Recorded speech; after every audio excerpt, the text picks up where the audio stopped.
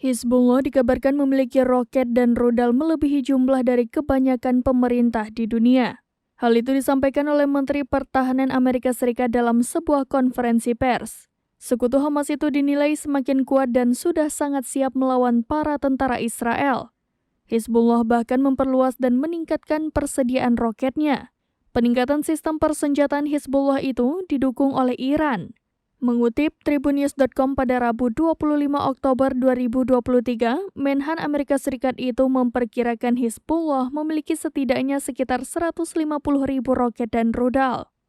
Sebagian besar alat tempur itu memiliki jangkauan hingga puluhan kilometer. Namun beberapa laporan mengatakan bahwa tak menutup kemungkinan sejumlah besar rudal itu dapat menjangkau target yang lebih jauh hingga ratusan kilometer dari Lebanon.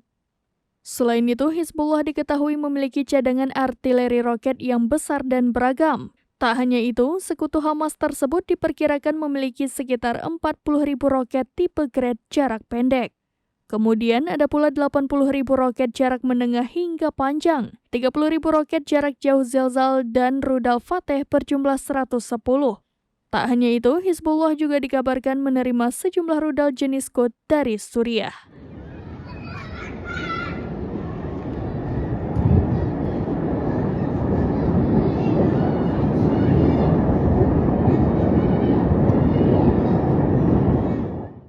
Download Tribun X sekarang, menghadirkan lokal menjadi Indonesia.